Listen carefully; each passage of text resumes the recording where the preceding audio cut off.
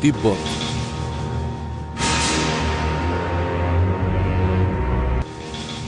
এখানকার প্রধান ধর্ম হল বৌদ্ধ ধর্ম।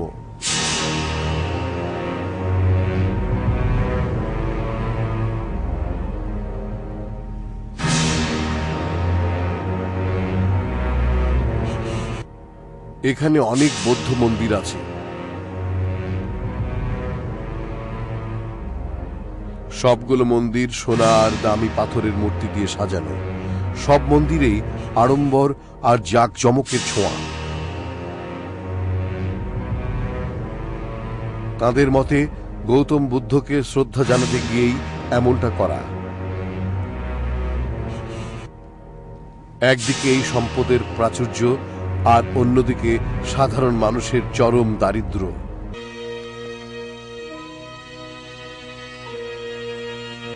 লাওস, নেপাল, ইন্ডিয়া এই দেশগুলোতেও বৌদ্ধ ধর্মের অনেক অনুসারী রয়েছে, আর এই দেশগুলোতেও সেই একই অবস্থা দেখা যায়। মন্দিরে সম্পদের প্রাচুর্য আর সাধারণ মানুষ অভাবে জর্জরিত।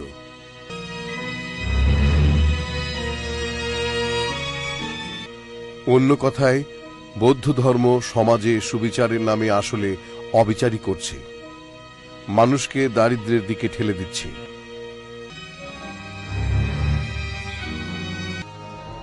বৌদ্ধ ধর্মের আরেকটা দিক হল কুসংস্কারে ভরা বিভিন্ন আচার অনুষ্ঠান।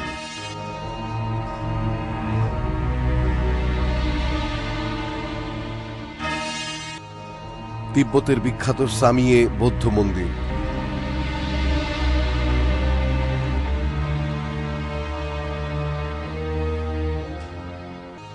এখনই একটা ধর্মীয় অনুষ্ঠান শুরু হবে।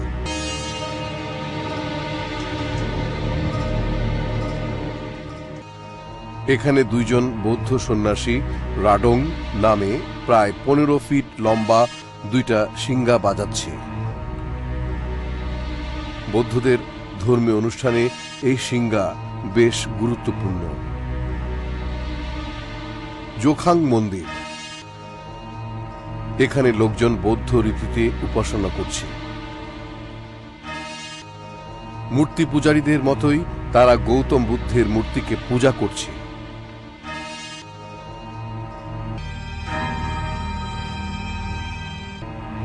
কাঠমান্ডুর এই বৌদ্ধ মন্দিরে সন্ন্যাসীরা যুগ যুগ ধরে তাদের পূর্বপুরুষদের রীতিগুলো অন্ধভাবে অনুসরণ করে আসছে।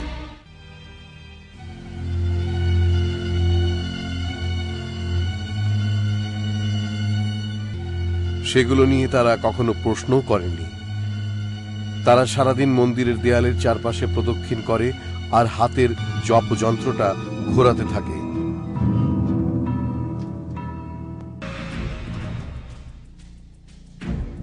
বৌদ্ধ মন্দিরের বাইরে সাধারণত অনেক ফ্ল্যাগ টাঙানো থাকে। এগুলোতে লেখা থাকে বিভিন্ন মন্ত্র। বৌদ্ধদের বিশ্বাস অনুযায়ী ফ্ল্যাগে লেখা এই মন্ত্রগুলো বাতাসের মাধ্যমে চারিদিকে ছড়িয়ে পড়ে। তাদের মতে এই কাজটা বেশ উপকারী। বৌদ্ধ ধর্মের অনেক বিশ্বাসী এরকম কুসংস্কারে আচ্ছন্ন।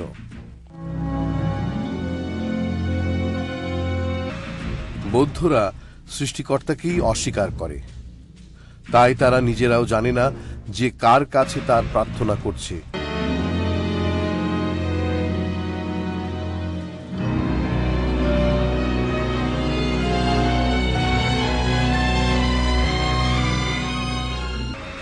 বৌদ্ধ মন্দিরগুলোতে গৌতম বুদ্ধ অথবা বিখ্যাত বৌদ্ধ সন্ন্যাসীদের বিভিন্ন স্মৃতিচিহ্ন প্রায়ই দেখতে পাওয়া যায়।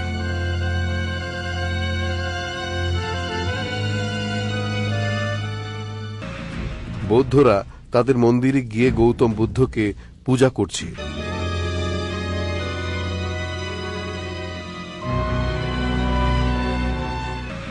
বুদ্ধের উদ্দেশ্যে তারা ফুল নিবেদন করে, ধূপ জ্বালায়।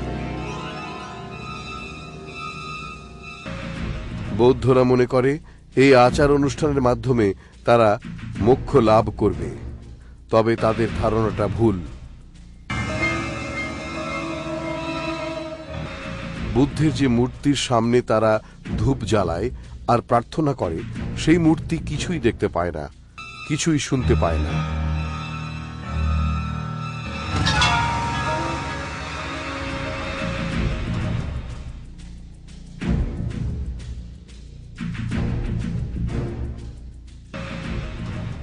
বিভিন্ন সময়ে নবী রাসূলগণ মূর্তি পূজারীদের উদ্দেশ্যে যে সতর্কবাণীটা বলে গেছেন, সেটা বৌদ্ধ ধর্মের অনুসারীদের ক্ষেত্রেও খাটে।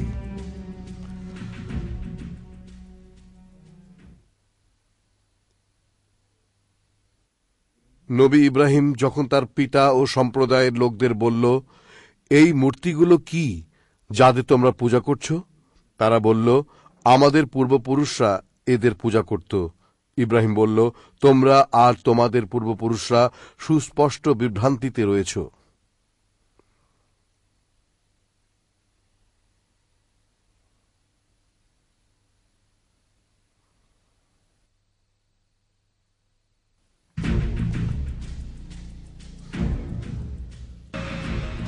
পূর্বপুরুষদের রীতি অন্ধভাবে মেনে চলা এই বৌদ্ধ ধর্মের অনুসারীরা একটু চিন্তা করলে বুঝতে পারবে তারা কি ভয়ঙ্কর একটা ভুল করছে। তারা যার পূজা করে সেই গৌতম বুদ্ধ তাদের মতোই অসহায় মরণশীল একজন মানুষ। আল্লাহ তাআলা যেভাবে বিশ্ব জগতের সবকিছু সৃষ্টি করেছেন, সেভাবে গৌতম বুদ্ধকেও সৃষ্টি করেছেন। আমরা শুধুমাত্র একজন সর্বশক্তিমানের উপাসনা করব।